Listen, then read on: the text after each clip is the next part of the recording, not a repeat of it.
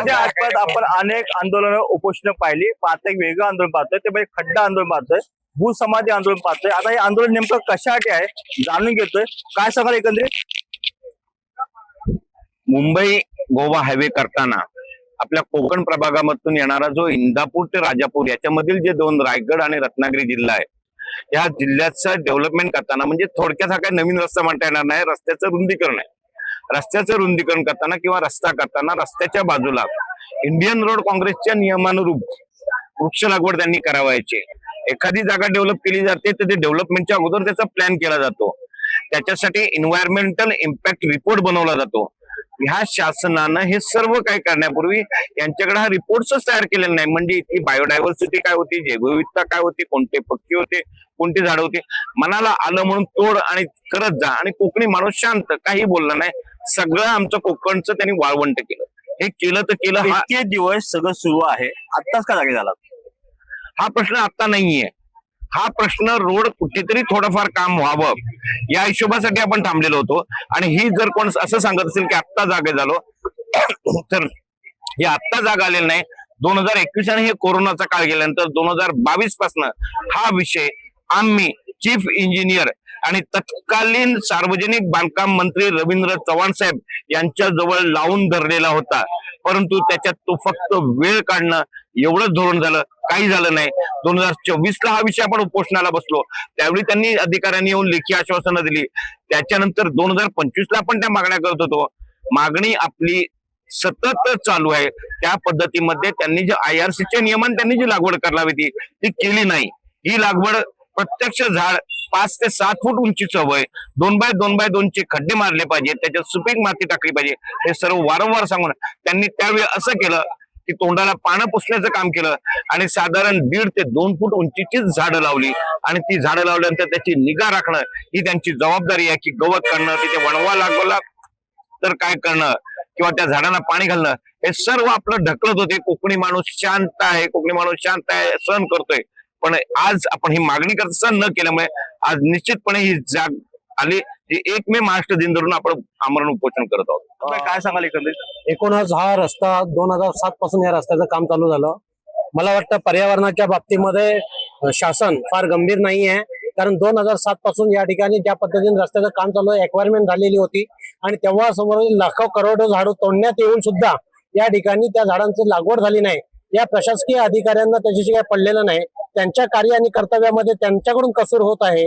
संबंधित एजन्सी आणि ठेकेदार यांच्याकडून संबंधित प्रशासकीय अधिकारी काम करून घेत नाही. लोकप्रतिनिधी इकडे लक्ष देत नाही, शासन इकडे लक्ष देत नाही. लोकांच्या जीवाशी खेळण्याचं काम या ठिकाणी चाललेलं आहे. पावसाचं प्रमाण हे कधी बदलत आहे हे पण आपल्या सर्वांच्या लक्षात आहे. कधी येत आहे, कधी जात आहे. आज जंगलातली प्राणी, जंगलातले पक्षी हे मोठ्या प्रमाणात आज शहरासारख्या ठिकाणी आणि ग्रामीण भागातील घराघराच्या अंगणामध्ये येत आहेत. यासारखं दुर्दैव आज जनतेचं नाही आहे. त्यामुळे या प्रशासकीय अधिकाऱ्यांना योग्य पद्धतीने समज देऊन देखील वारंवार ते फक्त कारणं देतात की आम्ही नोटीस दिल्या, नोटिशीने काम करतोय म्हणून आम्हाला फक्त कागदात दाखवत असतात. तर हे प्रशासकीय अधिकारी काम न करत असल्यामुळे या प्रशासकीय अधिकाऱ्यांकडून जर काम होत नसेल तर त्यांच्यावर फौजदारी गुन्हे हे शासनाकडून घालण्यात यावेत असं आमचं स्पष्ट मत आहे. आता माझ्या अलीकडच्या मोराद साहेबांनी आणि नंतर पराग पण तुम्हाला आणखी माहिती देईल. मी एवढं सांगू इच्छितो की आम्ही कोकणातले लोक फारच सहन करतो. हा आमचा गुण नव्हे, हा आमचा दुर्गुण आहे. आणि त्याच्याबरोबर आमच्याकडे राजकीय हालचाल नाही किंवा असं काय कोणाला वाटत नाही. निवडून आलेले आणि निवडून रिटायर्ड झालेले कोणाही आमदार खासदार असो की कोणाला काही कोकणाबद्दल असता नाही. तेच घाटावरची बघा इथे आलेल्या आमदार खासदारांनी अद्याप दखल घेतली असं म्हणायचंय का? नाही घेतली, पण ज्या प्रमाणात पाहिजे आता घेतले. आता दखल घेतली गेली, पण गेले 5 वर्ष पण त्याला जी स्पीड घ्यायला पाहिजे. आमदार खासदार आंदोलन का करताय? सगळे आमदार खासदार भाग घेत नाही त्याच्यात. कोणते आमदार करायचे? नाही मी नाव सांगत नाही, ज्याचं त्यांनी नाही अजून नाही.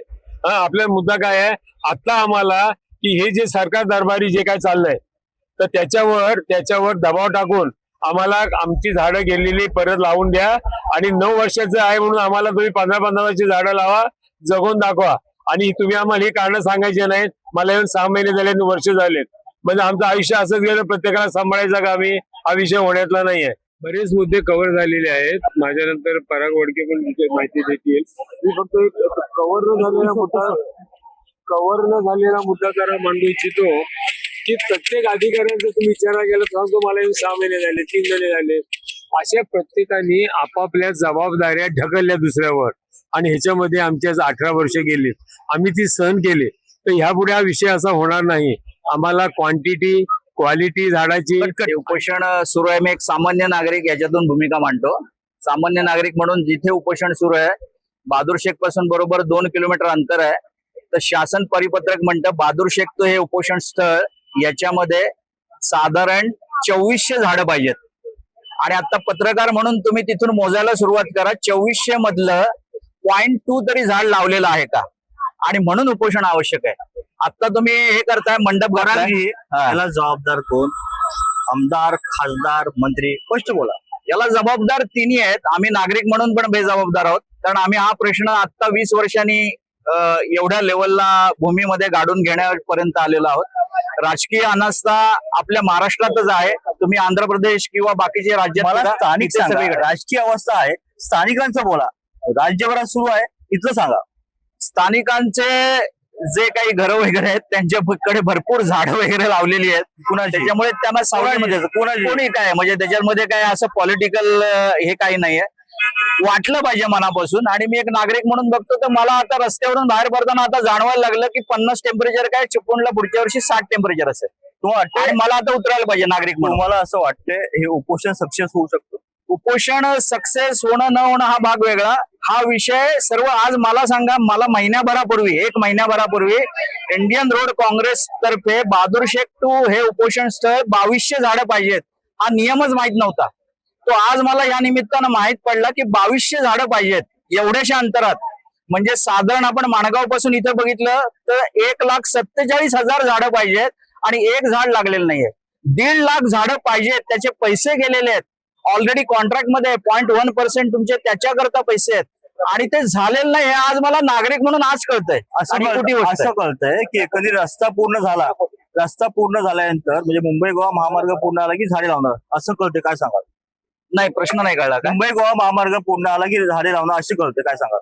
अहो, झाडं पूर्ण झाल्यावरती महामार्ग पूर्ण झाल्यावर झाडं लावायची नसतात. 20 वर्ष झाली म्हणजे अजून समजा 10 वर्ष पुढे गेली की अजून 30 वर्षांनी भट्टी बनल्यावर झाडं लावणार का? असं नसतं.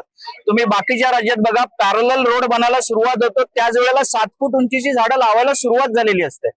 20 वर्षापूर्वी भूमिपूजन झालं या रोडचं, तर आता 20-20 वर्षाची चिंचेची झाडं असते, आंब्याची झाडं असते, आणि आम्ही सावलीत बसलो असतो. ते नुसतं आरामाला म्हणजे फिरायला असं बसलो असतो, याकरता बसलो नसतो.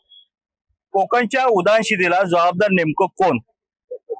कोकणच्या उदासीनतेला जबाबदार आम्ही सर्व आहोत. म्हणजे आमच्या ह्याच्यामध्ये सगळं आलं, पॉलिटिक्स आलं, मी नागरिक आलं, कारण इथली लॉबीच नाही हो. इथे लॉबीच नाहीये. आपल्या कुठलेही नेते एक नाहीयेत. एका प्रश्नाकरता प्रत्येकाची ते वेगवेगळी भांडी आपटत राहतात. त्याच्यामुळे आम्ही सगळेच आहोत. म्हणजे त्याच्यात कोण दोषी नाही, हा पक्ष दोषी तो पक्ष नाही, सगळेच. स्पष्ट नाव घेऊन सांगा ना.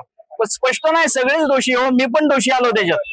आपण पाहिलं या ठिकाणी उदासीनता आहे, सगळे दोषी आहेत, नागरिक आहेत, प्रशासन आहे, त्याचबरोबर इथले स्थानिक आमदार, खासदार आणि लोकप्रतिनिधी सारे काय जबाबदार आहेत. आता हे आपण पाहतोय भूसंवादी आंदोलन आहे, आमरण उपोषण सुरू आहे आणि आता उपोषण आतून सुरू झालेलं आहे. आता पुढे नेमकं काय होणार हे पाहणं तितकेच गरजेचं आहे. कॅमेरामॅन सायशक सर, निसा शेख, नवराष्ट्र, चिपळूण. उपोषण सुरू हे चांगलंच आहे, पण हे आधीच व्हायला पाहिजे होतं.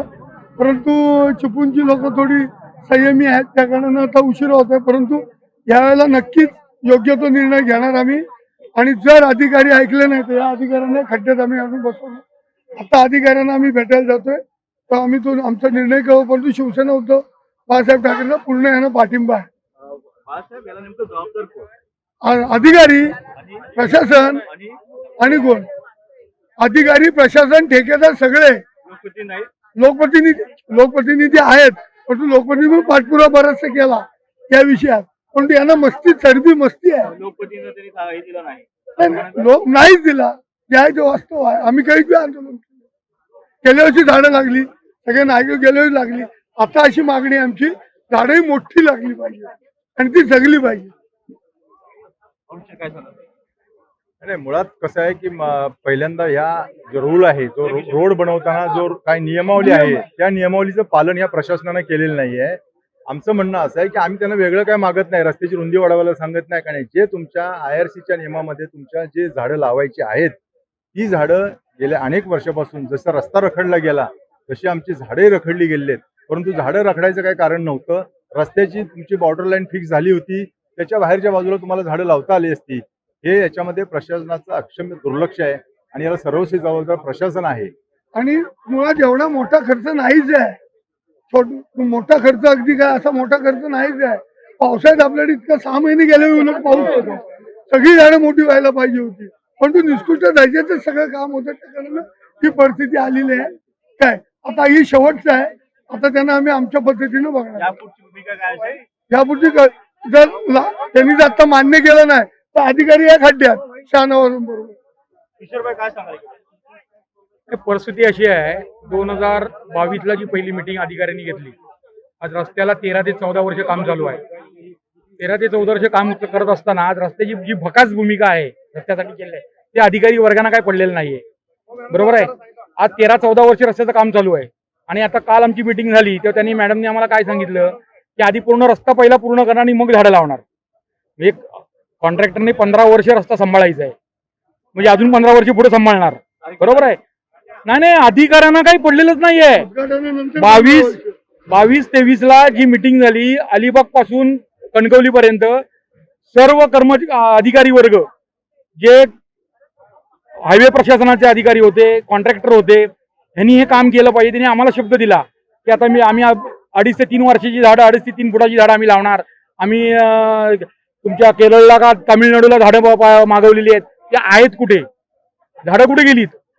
जर तुम्ही नुसतं लोकांना चुत्या बनवायचं काम जर करणार असेल ना, ते एवढी जनता मूर्ख नाहीये. पहिली गोष्ट सांगतो, शासन जबाबदार आहे आणि त्याच्याबरोबर प्रशासन जबाबदार आहे. आणि कोण असणार? आणि कॉन्ट्रॅक्टर. जर कॉन्ट्रॅक्टरला ही गोष्ट जर कळत असेल आणि अधिकारी वर्ग जर त्याच्यावरती जर त्यांचा अंकुश नसेल तर यांनी जीव द्यावा जाऊन. वाशिष्ठीला पाणी भरपूर आहे. इतर राज्यामध्ये इथे लोक जे काम करतात आपले नुसतं नाही, लोकप्रतिनिधी त्यांच्या परीने ते काम करतायत. परिस्थिती राजकारण इथे आम्हाला आणायचं नाहीये. पहिली गोष्ट, राजकारण आम्हाला आणायची नाही अजिबात. राजकारण आणायचं नाही आम्हाला. जो येईल तो आपला, जो करेल तो आपला. आणि हे चाललंय हे एकट्या किशोरडीच्या बाळा कदम किंवा अरुण बोलण्यासाठी नाही चाललंय, की चिपळूणवासियांसाठी नाही चाललंय.